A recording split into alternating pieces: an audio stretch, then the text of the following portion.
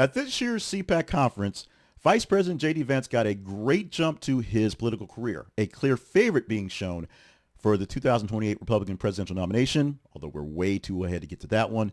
But he got 61% in the straw poll vote from CPAC. So 61% of people who did the voting there think that in 4 years, it will be a Vance presidency, continuing the highlights of the GOP. Whether he makes or not, we'll see. But it's a big lead over anyone else that had potential to get the views of the CPAC audience. Steve Bannon got 12% as the former Trump advisor, basically seen as not exactly in line, but still in the orbit. And Florida Governor Ron DeSantis, who was one time seen as the replacement for MAGA when Donald Trump didn't seem like he was going to make it go through, only getting 7%. The overwhelming support for Vance underscores his strong alignment with the president and a conservative base as it is right now, and suggests that Trump's policies will continue going forward once Trump is out of office, even though he is teasing maybe another term.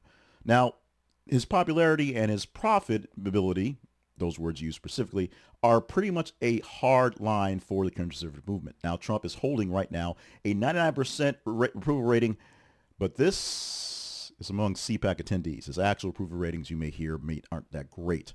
His recent address at the conference was met with enthusiastic support from all. He highlighted the administration's achievements and hinted at a potential future of things political for whether he's in office or not. The president's influence remains a dominant force within GOP, shaping both the current policies and, of course, how things will go in the future. Now, the decisive support for JD Vance at CPAC shows that the conservative base desire to continue what's going on is pretty much what they want to happen. The steadfast adherence to the principles established by Donald Trump. And they want more of it, and they think they want Vance to do that. The GOP looks ahead to the 2028 election, as the people in the know must do, but most of us are tuned out right now. They're seeing Vance's popularity suggesting a potential front-runner status when time comes, indicating the party's strategic direction to coming years. Now, you may remember, about 2 weeks ago, Donald Trump did an interview and talked about the secession and said, is Vance the man? And Trump says, I don't know. Maybe. He could be. It's possible. But didn't flat out say that his vice president is the next guy who's going to push going forward, like he's grooming him to keep the MAGA movement or whatever you want to call it going forward.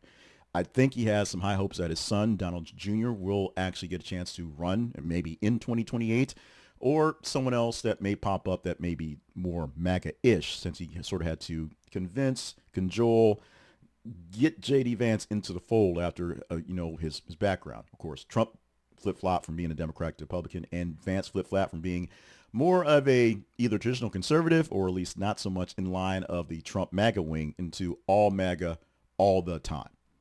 But the CPAC guys who think that Trump has a 99% rating of success and popularity think that Vance, by 67%, is the man who run in 2028. Is he the man to run in 2028, or is this all smoke and mirrors from the CPAC crowd who is a bit on the extreme side, if you will, at this point in time? Your comments, your thoughts, very much welcome.